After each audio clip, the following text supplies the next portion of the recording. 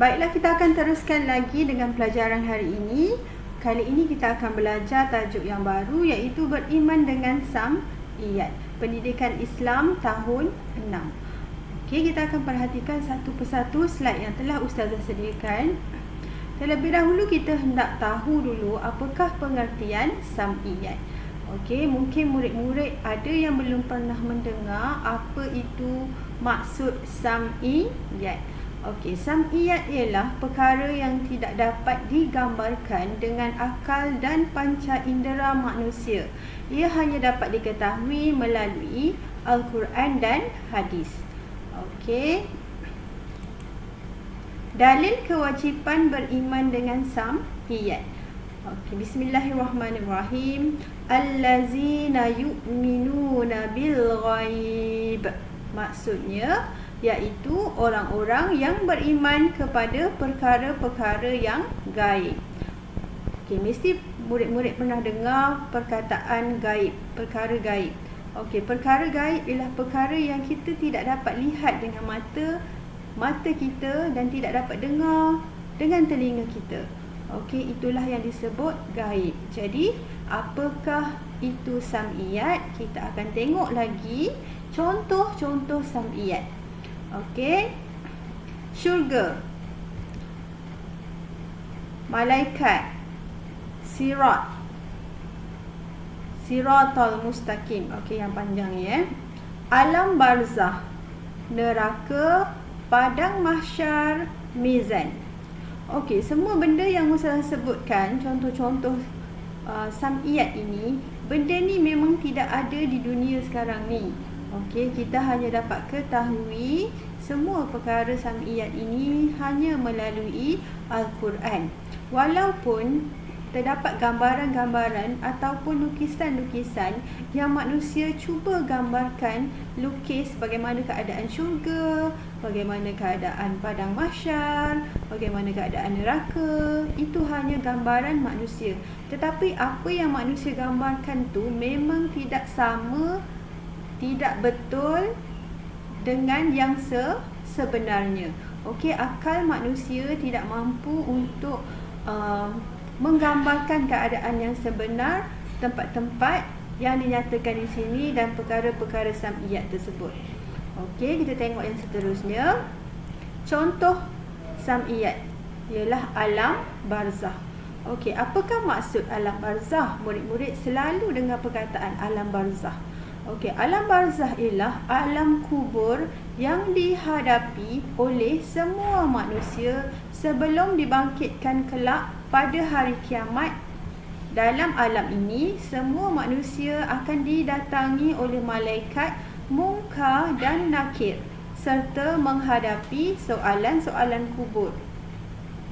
Allah menjanjikan nikmat atau azab bergantung kepada amalan semasa di dunia. Okey, Ustazah terangkan, kita selalu mendengar tentang alam barzah. Alam barzah ialah alam kubur. Okey, selepas kita dicabut nyawa, dikebumikan, kita akan tinggal di dalam kubur. Alam kubur dengan alam dunia memang berbeza. Jadi, di alam barzah, kita diceritakan, kita baca di dalam Al-Quran, terdapat malaikat Munkar dan Nakir. Kedua-dua malaikat Munkar dan Nakir ini ditugaskan untuk menyoal manusia. Okey, boleh jawab atau tidak boleh jawab soalan Munkar dan Nakir itu bergantung kepada amalan semasa si mati hidup di dunia dulu. Kalau dia seorang yang beriman, dia seorang yang baik, seorang yang soleh, maka dia boleh menjawab setiap soalan malaikat. Tetapi kalau semasa hidupnya di dunia, dia seorang yang ingkar perintah Allah, maka dia akan menghadapi azab semasa di alam barzah. Okey. Ini adalah gambaran manusia tentang alam barzah. Okey, selepas kita dicabut nyawa, kita akan ditempatkan di perkuburan, di kubur. Okey, di dalam kubur ini disebut sebagai alam barzah. Okey, inilah alam baru selepas kita menghadapi kematian. Semua orang akan menghadapi situasi ini. Okey, cuma kita tidak tahu bila masa itu akan sampai. Okey, seterusnya Ustazah akan terangkan padang mahsyar. Okey, murid-murid mesti pernah dengar ustazah atau ustaz di sekolah cerita tentang padang mahsyar. Apa maksud padang mahsyar? Padang mahsyar tu memang tidak ada sekarang ni. Kalau kita nak cari dekat dunia ini, tidak ada tempat yang bernama padang mahsyar.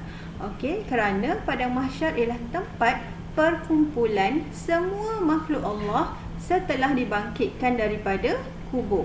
Maksudnya bila berlakunya kiamat, apabila malaikat malaikat Israfil meniup sangkakala, maka kita akan dibangkitkan daripada kubur. Semua yang dah meninggal tersebut akan bangun dari kubur masing-masing.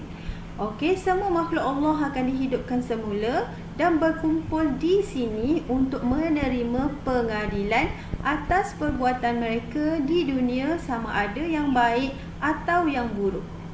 Maksudnya selepas kita dibangkitkan, kita akan beramai-ramai berada di padang mahsyar untuk tunggu pengadilan.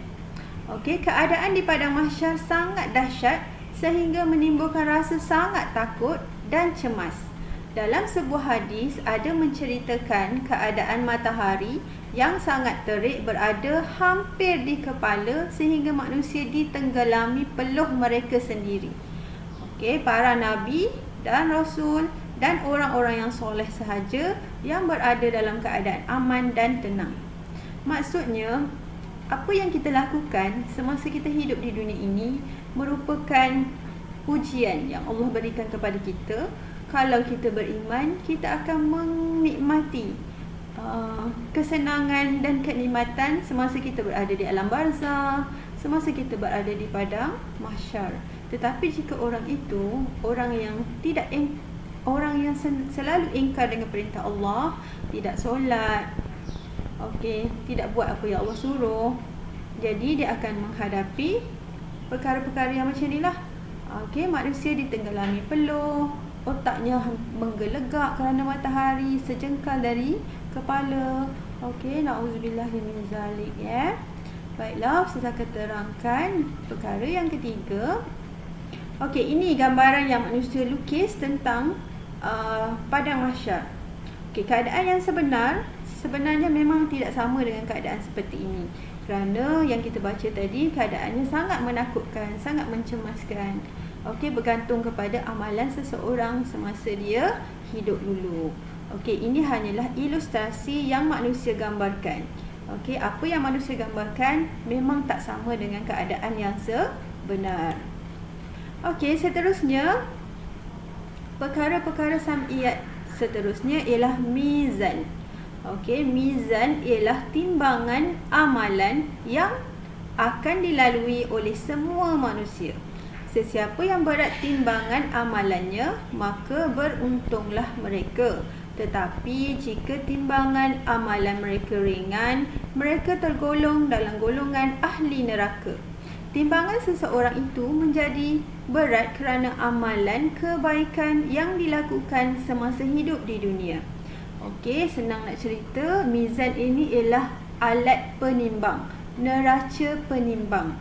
Bagaimana bentuknya, bagaimana saiznya, wallahu a'lam, kita tak dapat nak gambarkan. Tetapi mizan ini digunakan untuk timbang amalan manusia masa dia hidup dulu. Semasa dia hidup dulu, yang mana satu amalannya yang banyak, sama ada amalan yang baik atau amalan yang buruk. Jadi kalau timbangan amalan mereka ringan, mereka tergolong dalam golongan ahli neraka. Kalau yang baik sikit akan masuk neraka. Kalau timbangan seseorang itu berat kerana amalan kebaikan, maka dia akan ditempatkan di syurga dan menikmati kehidupan di syurga. Saya harap murid-murid faham, ya, apa yang dimaksudkan dengan mizan. Ini adalah gambaran manusia tentang mizan. Sebenarnya ini mizan yang terdapat di dunia sekarang. Penimbang. Okey, ini adalah bentuk penimbang yang ada sekarang. Ini yang kita sebut dacing ataupun penimbang yang murid-murid pergi ke kedai untuk beli barang. Okey, tetapi mizan yang Allah tentukan untuk kita untuk menimbang amalan kita semasa di pengadilan Allah nanti memang bukan macam ni.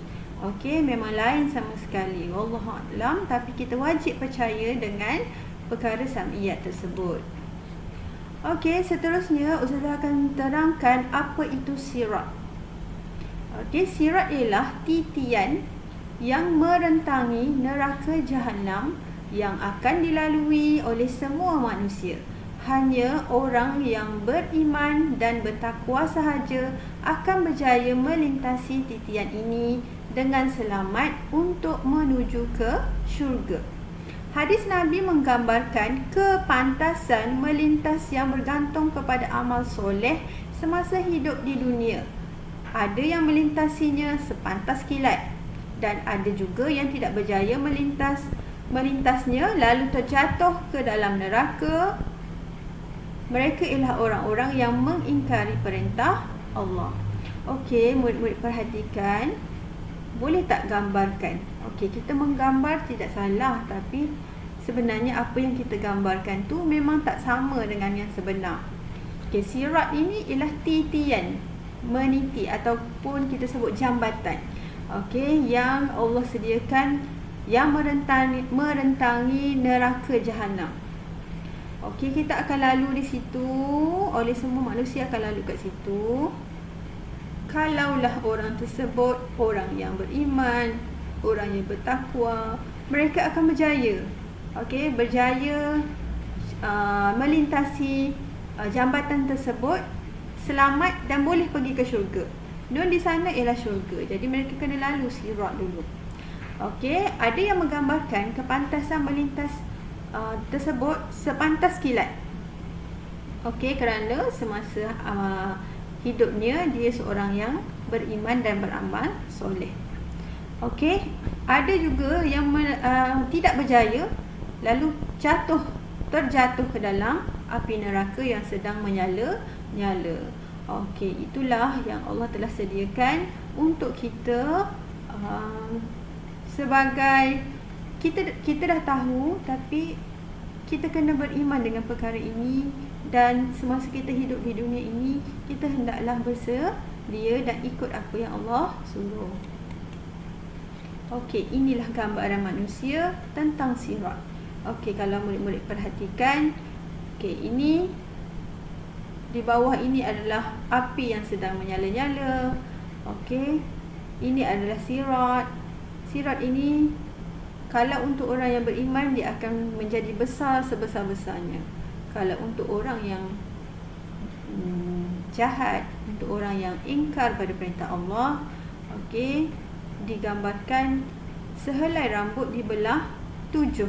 Jadi dia akan melalui sirat tersebut bagaimana keadaannya. Jika tak berjaya sampai ke penghujung, dia akan jatuh ke dalam api neraka tersebut. Okey, ini gambaran manusia ya. Ustazah cuma ambil dari internet. Dan gambaran ini sebenarnya tidak betul, tidak sama. Okey, kita perhatikan slide yang seterusnya. Syurga. Apa itu syurga?